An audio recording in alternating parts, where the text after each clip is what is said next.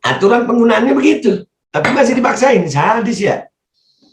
Intinya adalah bahwa kebanyakan orang, terutama anak-anak yang pernah terinfeksi adalah OTG. Artinya mereka tidak tahu bahwa mereka sudah memiliki antibodi.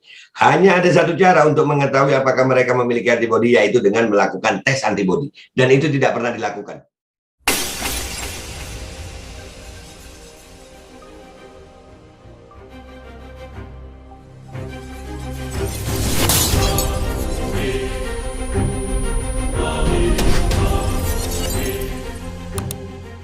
Assalamualaikum warahmatullahi wabarakatuh. Welcome back, selamat datang lagi di channel Babe Aldo bersama gua Babe Aldo yang tetap santuy, tetap bakal sehat, dan jangan lupa ngopi. Bismillahirrahmanirrahim. Alhamdulillahirrabbilalamin. Wassalatu wassalamu ala sayyidil mursalin Sayyidina Muhammadin wa ala alihi wa sahbihi ajma'in. Rabbi shrah li sadri wa yassir li amri wa hlul 'uqdatam min lisani yafqahu qawli bi jahi nabi wa alihi. Salam revolusi akhlak, semangat revolusi akhlak. Semoga akhlak kita jadi lebih baik hari ini dibanding yang kemarin. Panjang umur, perjuangan, merdeka. Allahu Akbar. Apa kabar guys? Alhamdulillah ya, mudah-mudahan kalian semuanya sehat. Yang sakit jadi penghapus dosa, penambah pahala, dan mudah-mudahan segera sehat. Oke guys, konten gue kali ini adalah di tengah gencarnya banyak korban micin ya. Dari anak-anak juga banyak ketakutan dari orang tua yang takut anaknya dimicin tapi terpaksa melakukan micinisasi ya. Itu sebetulnya simpel sih guys ya, nggak perlu bingung, nggak perlu takut loh. Kalau memang sekarang ini kita sampai di pilihan yang memang sulit gitu ya. Jadi kalian mau terima anak, kepingin anak kalian sekolah ya, terima aja micin, terima aja. Ya, terima juga resiko dan konsekuensinya gitu. Mau sehat ya sehat, mau sakit ya sakit, mau meninggal ya meninggal. Iya, Mino lihat bikin konten sekarang ikut ya. Oke, dan kalau kalian memang nggak mau terima micin buat anak kalian, ya cabut dari sekolah, udah gitu aja. Sesimpel itu sebenarnya. Memang pilihannya selalu sulit ya, karena memang kebijakan mandatorinya ini PTM dijadiin syarat lah. Ini yang membuat mestinya kita dalam pilihan sulit, dan ini kita akan berjuang. Dan buat kalian yang bingung ya, ini Kemenkes sudah 14 hari udah ini, kita akan mendatangi Kemenkes. Kalau Kemenkes nggak ngasih kabar, kita tanggal 13 Januari akan ada aksi di Kemenkes. Kita tanggal 13 Januari akan ada aksi di Kemenkes. Sekali lagi, kita tanggal 13 Januari akan ada aksi di Kemenkes. Kita akan datang ke Kemenkes menuntut untuk terjadinya kapan menuntut jadwal kapan terjadinya diskusi debat terbuka. Ya, itu 13 Januari. Tenang aja, kalian yang sabar gitu. Udah 14 hari kerja, ya Kemenkes nggak ada jawaban ya, kita datang lagi. Kan gitu, simpel aja. Mudah-mudahan kalian ikut datang itu 13 Januari. Jangan cuman di medsos saja minta hasil aja, kan nggak gitu ya. Nah, konten gua kali ini adalah tentang bagaimana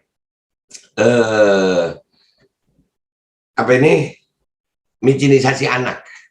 Ya, ternyata micinisasi anak itu yaitu bisa diduga menjadi sebuah tindak pidana. Dari mana nih? Tuh, lihat beritanya ini. Oke. Micinisasi anak COVID-19 tindak pidana. Dari mana? Anda membaca judul artikel ini dengan benar. Micinisasi anak usia 6 sampai 12 tahun merupakan suatu tindak pidana. Sebenarnya micinisasi COVID-19 secara keseluruhan adalah tindakan kejahatan. Namun pada artikel kali ini, kita akan fokus pada apa yang terjadi terhadap anak-anak belakangan ini. Penjelasan ini akan sangat singkat karena tindak pidana sudah sangat jelas dan tidak terbantahkan lagi. Ya, kalau gue bahasanya dugaan tindak pidana. Ya, bahasa gue dugaan tindak pidana dengan penjelasan ini. Mari kita simak terlebih dahulu tentang dugaan hukum pidana yang dilanggar. Nah, ini baru benar.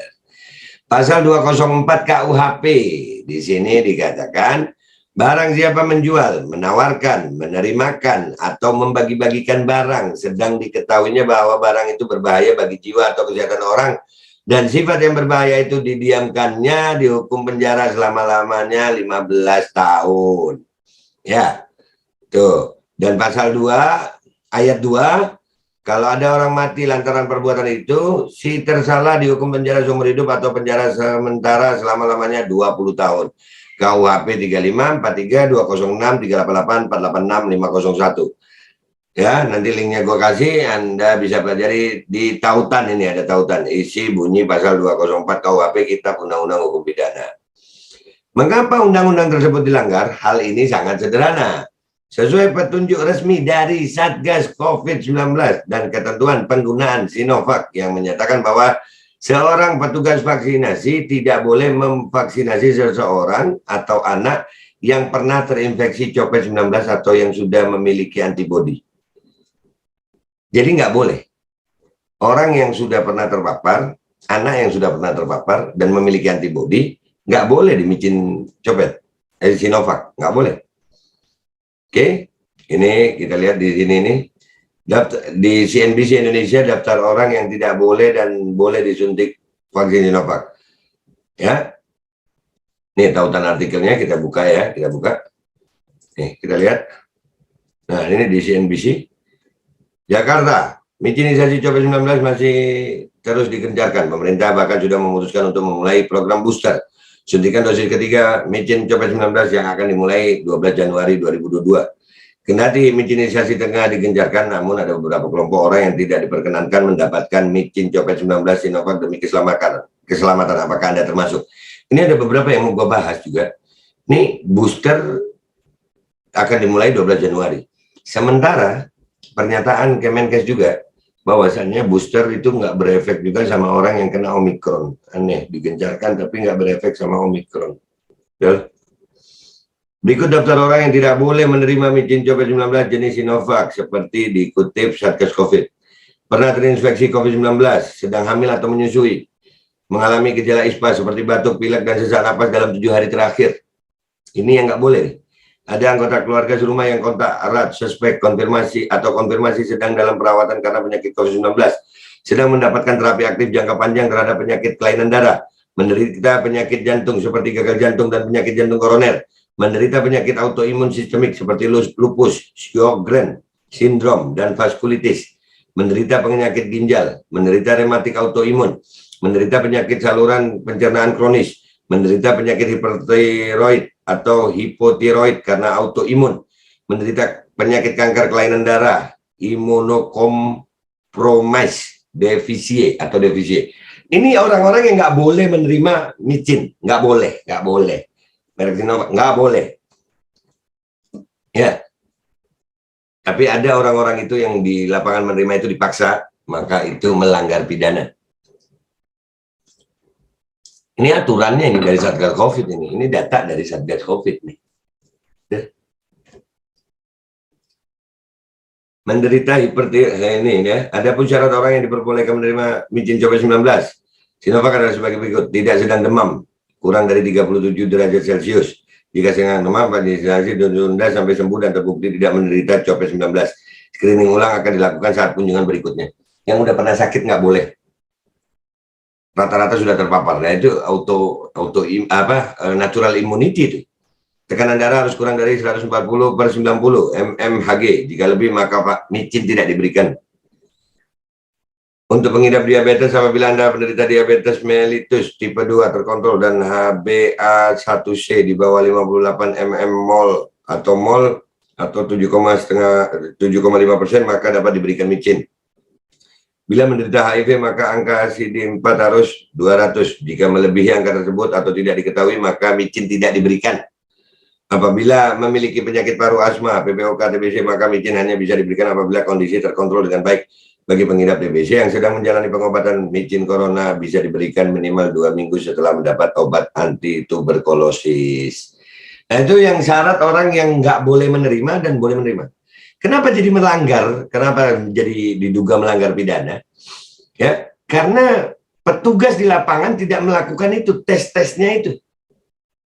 Pemerintah telah melakukan survei nasional dan menemukan bahwa lebih dari 80% populasi pernah terinfeksi COVID-19 dan sudah memiliki antibodi. Mereka telah mempublikasikan hasil ini baru-baru ini. Satgas, ya, ini pernyataan Satgas nih ya, Wiku Adhisa Smito, Satgas Penanganan COVID-19. 86,6% populasi RI memiliki antibodi COVID-19. 86% sudah cukup. Nggak usah dipaksain lagi. Nggak boleh dipaksain lagi. Itu aturannya. Aturan penggunaannya begitu. Tapi masih dipaksain. Sadis ya. Intinya adalah bahwa kebanyakan orang, terutama anak-anak yang pernah terinfeksi adalah OTG. Artinya mereka tidak tahu bahwa mereka sudah memiliki antibodi. Hanya ada satu cara untuk mengetahui apakah mereka memiliki antibodi, yaitu dengan melakukan tes antibodi. Dan itu tidak pernah dilakukan. Kalau mau tahu anak itu dapat antibodi atau enggak, itu lakukan tes antibodi. Dan itu tidak pernah dilakukan sebelum dilakukannya mijinisasi. Itulah yang jadi dugaan tindak pidana. Ini tidak dilakukan sebagai bagian dari screening pra-vaksinasi anak-anak. Memijinisasi setiap anak yang sudah memiliki antibodi dengan Sinovac adalah ilegal dan dapat menyebabkan reaksi kekebalan yang mematikan. Antibodi kuat yang sudah ada di dalam tubuh akan menyebabkan reaksi langsung dan sangat kuat terhadap micin. Begitu kuat sehingga dapat membahayakan nyawa atau setidaknya kesehatan anak tersebut. Anak yang sudah punya antibodi jangan dikasih micin, akhirnya autoimunnya imunnya malah berantakan itu. Dan itu berbahaya buat anak. Dengan ini 100% jelas bahwa ada dugaan bahwa pemerintah telah melakukan tindak pidana yang dapat mengancam dan membahayakan jiwa dan kesehatan anak-anak jika ditelaah sesuai KUHP pasal 204. Ini buat ahli hukum, tolong diperhatikan. Mereka, ini Satgas nih, sudah ngomong ini cara penggunaan micin, yang boleh menerima micin bagaimana, yang nggak boleh gimana, tapi mereka sendiri melanggar lewat kebijakan-kebijakannya. Hello ini gimana dong? Kami akan mengambil tindakan hukum terhadap hal ini dan kami menyarankan agar masyarakat pun pergi ke kantor polisi terdekat dan mengajukan laporan kriminal terhadap dinas kesehatan setempat. Jika anak Anda telah dimijinisasi, kami dorong Anda pun mengajukan laporan kriminal terhadap pemberi micin tersebut. Nah, kita bisa melaporkan mereka kalau anak Anda menerima micin tanpa di screening tes antibodi. Bahkan yang sudah meninggal, itu bisa. Itu korbannya malah lebih parah. Ya, udah sampai mati. Itu yang di Jombang ada 2. Di Magetan 1, ya di Bone 1. Kalau sebelum micin itu ternyata tidak dites antibodi, mereka melanggar karena aturan SOP-nya micin itu anak yang sudah memiliki antibodi nggak boleh dimicin. Selain aspek hukum, adalah omong kosong untuk memijinisasi siapa saja yang sudah memiliki antibodi alami dan mengekspos mereka pada risiko dari micin eksperimental. Iya, micin yang eksperimental, uji coba. Semua ilmu pengetahuan, lebih dari 140 jurnal telah membuktikan bahwa kekebalan alami jauh lebih kuat daripada micin. Ini garis bawah ini. Kekebalan alami jauh lebih kuat daripada micin. Bahkan WHO secara resmi mengatakan kami telah menerbitkan ini sejak lama di dalam artikelnya investigasi.org. Kami akan memberikan informasi lebih lanjut sesegera mungkin. Mari kita hentikan tindakan kriminal pemerintah ini dengan segala kemungkinan yang ada. Jadi begitu guys, ya. Dari hal ini kita tahu bahwasannya micin ini itu berbahaya ya kalau salah penggunaan, dan itu banyak terjadi. Karena natural immunity kalau sudah punya antibodi alami ya, itu nggak boleh dimicin, nggak boleh. Itu aturannya. Aturan siapa? Aturan mereka. Itu aturan mereka loh. Anak-anak itu menerima micin ada tes antibodi nggak? Kalau nggak ada tes antibodi, atau siapapun yang menerima micin, tidak ada tes antibodi, maka mereka melanggar aturan itu dengan sengaja. Mereka tahu mestinya, petugas itu mestinya tahu. Petugas mestinya tahu. Dan kalau kita menemukan petugas yang seperti itu, layak kita laporkan. Harus dilaporkan. Karena mereka telah melanggar SOP-nya. Mestinya tes dulu antibodi. Kalau tes antibodinya itu bisa, baru itu dimicin. Tapi kalau tes antibodinya, orang itu ternyata punya natural immunity atau antibodi alami yang sudah ada dalam tubuhnya, dia nggak perlu menerima micin. Kebijakan ini harus dirubah. Dan ini Kemenkes harus tahu. Dan ini akan kita termasuk yang salah satu yang akan kita diskusikan dengan Kemenkes. Ya, tanggal 13 Januari kita akan turun. Kalau Kemenkes sampai tanggal 13 Januari tidak memberikan jadwal, maka kami akan turun tanggal 13 Januari. Dan buat masyarakat yang ingin ikut bersuara, ayo sama-sama. Nggak apa-apa, itu hak konstitusi kita kok bersuara. Dan kita bersuara bukan dengan sesuatu yang caci maki, bukan. Kita hanya pengen diskusi. Dan itu sudah pernah terjadi. Dan ini kita akan kejar ini. Ini tindak pidana. Ada dugaan tindak pidana di sini. Karena aturannya adalah orang mau di micin itu harus dites antibodi dulu. Harus. Wajib. Nggak langsung asal micin aja. Karena ada orang-orang yang punya natural immunity. Dan kebijakan mandatori pemaksaan ini itu melanggar hukum. Ada dugaan melanggar hukum karena tidak dilakukannya sesuai dengan SOP. Siapa yang menentukan SOP? Mereka. SOP ini mereka. Mereka sendiri yang bikin SOP-nya tadi di CNBC. Ya kan? Tapi dilanggar sendiri. Dipaksa, bahkan di jalan-jalan, di gunung-gunung. Itu micinnya dibawa, suhunya berapa, nggak tahu. Dah, gitu aja. Share video ini. Mengajak berpikir, mikir boleh, tanggal 13 Januari kita ketemu di Kemenkes. Itu aja dari gue minta maaf kalau ada salah. Wabillahi taufiq wal hidayah, wa ridha wal inayah wal afu minkum. Wassalamualaikum warahmatullahi wabarakatuh. Semangat Indonesia.